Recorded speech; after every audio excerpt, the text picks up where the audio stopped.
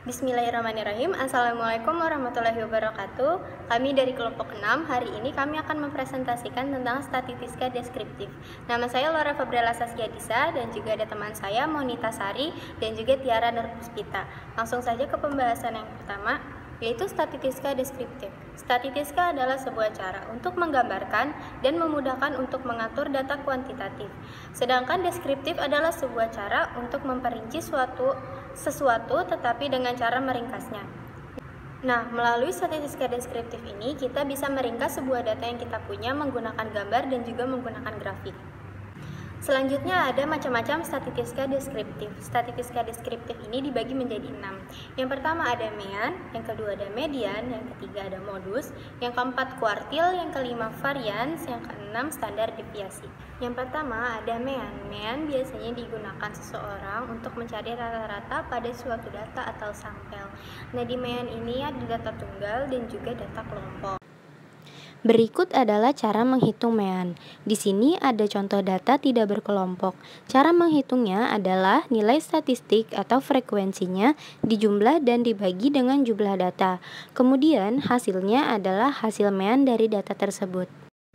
Selanjutnya ada data berkelompok. Kita harus menjumlahkan dulu frekuensinya. Dalam tabel ini jumlah frekuensinya adalah 40. Kemudian kita mencari nilai XI. Cara mencari XI adalah nilai atas ditambah nilai bawah lalu dibagi 2. Contoh, 41 ditambah 50 sama dengan 90. 90-nya dibagi dengan 2 berarti 45,5. Lalu dilanjutkan seterusnya. Apabila total frekuensi dan XI sudah dicari, lalu kita menghitung meannya. Caranya adalah frekuensi dikali XI, lalu dibagi jumlah frekuensi. Lalu hasilnya adalah hasil mean dari data tersebut. Yang selanjutnya ada median. Median adalah sebuah cara yang biasa digunakan oleh seseorang untuk mencari nilai tengah pada suatu data atau sampel. Median juga sama seperti mean. Ada data tunggal dan juga data kelompok. Di sini ada contoh data tunggal. Yang kita lakukan adalah mengurutkan data dari yang paling kecil ke paling besar. Kemudian kita lihat nilai yang berada di tengah. Pada data ini nilai tengahnya ada 2 karena jumlah datanya adalah genap. Kemudian nilai tersebut dijumlah dan dibagi 2. Lalu hasilnya adalah hasil median dari data tersebut. Selanjutnya ada data berkelompok. Yang pertama kita cari adalah nilai FK. FK bisa dicari dengan cara frekuensinya dijumlahkan. Lalu kemudian kita mencari nilai N. Pada data ini nilai N-nya adalah 60. Kemudian N tadi kita bagi 2 yaitu 30. Kemudian kita lihat 30 terletak pada nilai keberapa. Di sini 2 tambah 8 sama dengan 10. 10 ditambah 10 sama dengan 20. 20 ditambah 16 sama dengan 36. Berarti terletak pada nilai keempat atau kelas 4. Selanjutnya kita mencari TB. TB adalah titik bawah. Bisa kita lihat nilai pada kelas 4 yaitu 35 sampai 39. Nah, caranya adalah 35 dikurang 0,5 sama dengan 34,5. Kemudian kita mencari sigma Fs. Sigma Fs adalah jumlah frekuensi sebelum kelas. Pada data ini sigma Fs-nya adalah 20. Kemudian kita mencari C. C adalah jangkauan dari nilai. Pada data ini jangkauannya adalah 5. Jika sudah semua kita masukkan ke dalam rumus. TB plus setengah N dikurang sigma Fs dibagi Fi dikali C. Fi adalah frekuensi dari kelas tersebut. Yang ketiga ada modus. Modus adalah sebuah cara untuk mencari atau mengetahui nilai mana yang paling sering muncul pada suatu data. Selanjutnya ada kuartil. Kuartil adalah pembagian data menjadi 4 bagian yang sama besar. Kuartil ini dibagi menjadi 4, yaitu ada Q1, Q2, Q3, dan Q4. Yang jika dijumlahkan semuanya itu menjadi 100%. Selanjutnya cara menghitung kuartil. Kita menggunakan data yang sama seperti modus tadi. Kemudian data tersebut diurutkan dari terkecil hingga terbesar.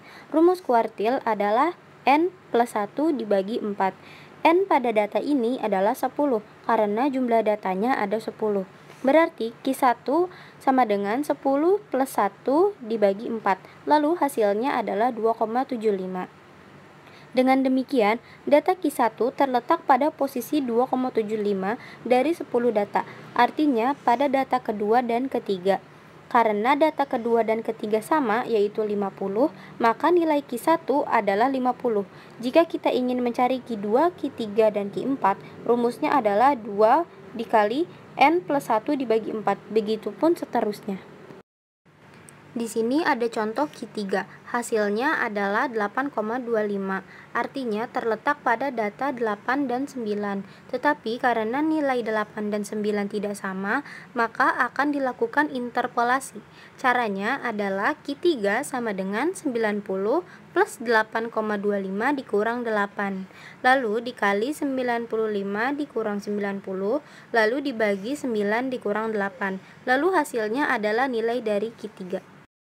Selanjutnya ada varians. Varians adalah adanya bias dari sebuah data.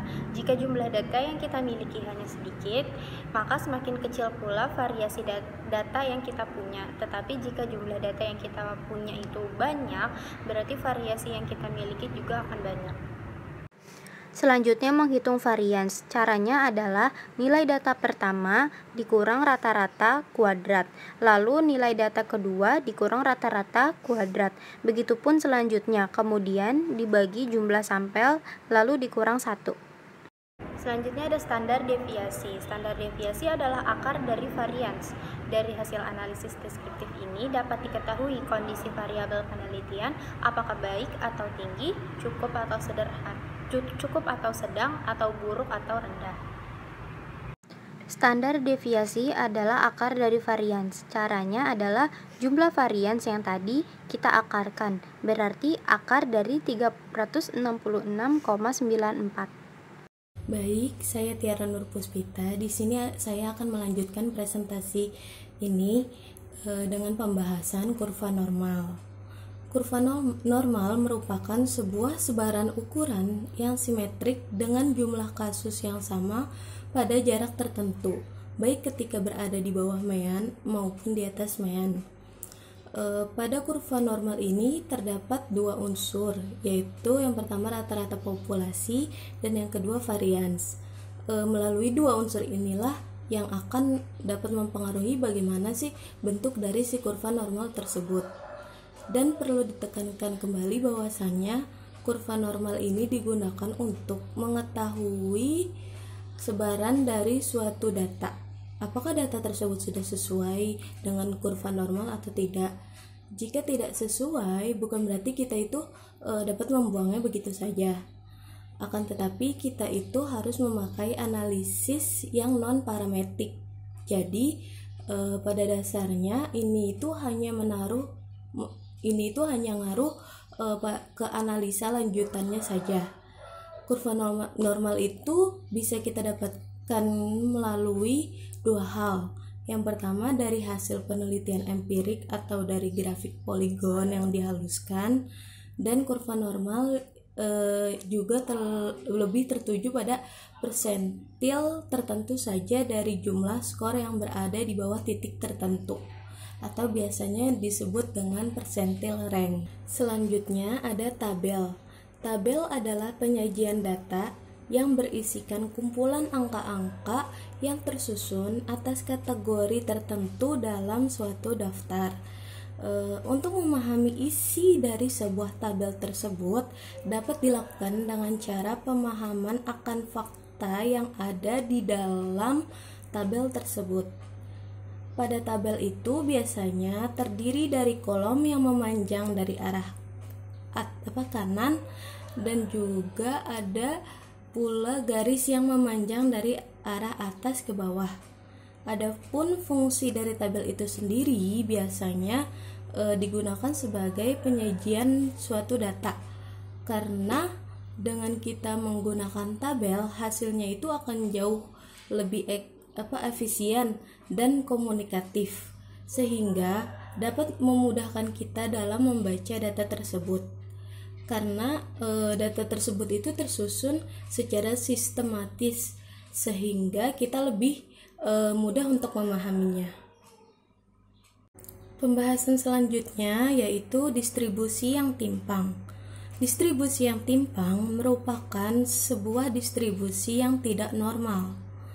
Pada distribusi normal tersebut biasanya itu kurang lebih akan menghasilkan sebuah skor yang seimbang, karena bentuknya itu lebih simetri situ grafik yang berupa kurva yang berbentuk menyerupai lonceng dengan mean, median, dan mode. Dan pada distribusi yang timpang itu biasanya tidak simetris pada nilai rata-rata, median, dan mode yang berbeda, serta dapat dikatakan sebuah skor yang lebih ekstrim di sisi lainnya.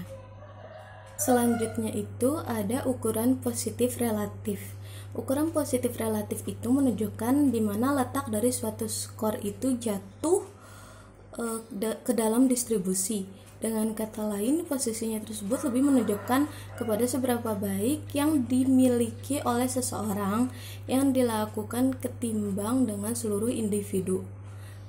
Contohnya itu misalkan Ola mengikuti 2 tes yang berbeda. Pada tes pertama Ola mengikuti tes berhitung, dan pada tes yang kedua Ola mengikuti tes mengarang puisi. Skor yang didapatkan Ola pada tes berhitung itu senilai 50 poin. Sedangkan pada tes mengarang puisi Ola mendapatkan nilai 30 poin. Pasti yang ada di dalam pikiran orang-orang itu nilai tes berhitung Ola itu lebih unggul ketimbang nilai tes mengarang puisi. Akan tetapi bukan seperti itu yang sebenarnya. Kita itu tidak dapat menyamakan hasil data yang sama di dalam tes yang berbeda. Biasanya bisa jadi nilai tes mengarang puisi Ola yang hasilnya 30 itu cakupannya justru termasuk lebih unggul jika kita samakan dengan nilai tes mengarang puisi milik orang lain. Begitupun sebaliknya, nilai tes berhitung yang dimiliki Ola yang senilai 50 poin itu yang orang pikir itu unggul, ternyata jika kita bandingkan dengan hasil tes orang lain itu justru hasil Ola itu lebih rendah gitu. Jadi pada intinya itu balik lagi pada kemampuan diri Ola itu sendiri. Selanjutnya itu ada peringkat persentil. Peringkat persentil itu lebih menunjuk kepada persentase skor yang jatuh tepat di bawah skor yang diberikan. Pada peringkat persentil juga merupakan sebuah cara untuk menunjukkan posisi skor tes dalam kelompok skor 100, yang biasanya itu digambarkan sebagai persentase dari nilai dalam suatu distribusi yang dimana skor tertentu adalah sama dengan atau justru lebih besar darinya. Baik, berikutnya ada skor standar.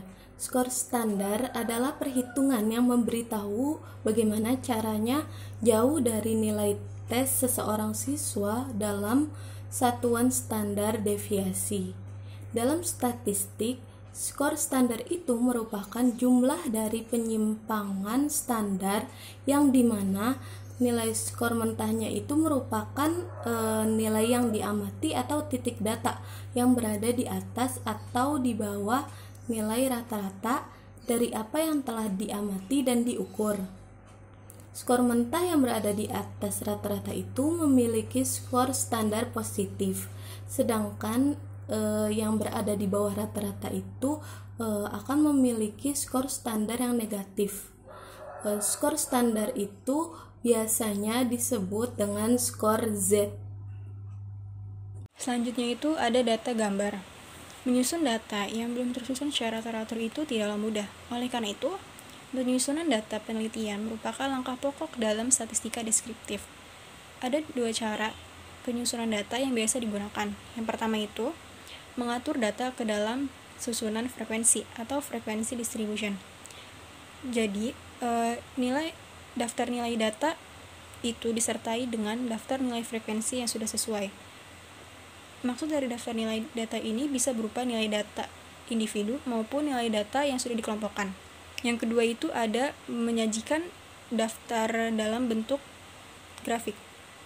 Jadi, penyajian data ini tuh terdapat dalam bentuk tabel yang kemudian itu akan ditampilkan dalam bentuk grafik. Selanjutnya yaitu notaben. Studi penelitian statistik deskriptif seperti standar deviasi dan juga mean pasti dihitung secara terpisah. Skor yang standar akan jarang digunakan dalam studi penelitian. Akan tetapi, dalam menguji hipotesis, biasanya menggunakan statistik deskriptif dan juga membutuhkan penerapan statistik inferensial untuk menguji hipotesis dan juga untuk menunjukkan atau menentukan hasil yang signifikan. Baik, di sini saya akan menjelaskan tentang koefisien korelasi Pearson R. Jika dua variabel yang saling berhubungan secara positif, maka korelasi antar keduanya akan mendekati +1. Contohnya, kita bisa menggunakan usia dan juga tinggi badan siswa SD sebagai korelasi positif. Semakin tua usia siswa SD, maka tinggi badan pun akan semakin tinggi. Hubungan ini disebut korelasi positif karena kedua variabel mengalami perubahan ke arah yang sama, yaitu semakin meningkat usia, maka tinggi badan pun akan semakin meningkat. Lain halnya lagi, apabila nilai yang semakin tinggi adalah negatif, maka korelasi antar keduanya akan mendekati 0. Contohnya, kita bisa menggunakan nilai dan juga ketidakhadiran siswa sebagai korelasi negatif. Semakin tinggi tingkat ketidakhadiran siswa, maka nilai pun akan cenderung menurun. Hal ini disebut korelasi negatif karena kedua variabel mengalami perubahan ke arah yang berlawanan, yaitu semakin tinggi dan semakin meningkatnya ketidakhadiran siswa, maka nilai yang didapat justru akan menurun.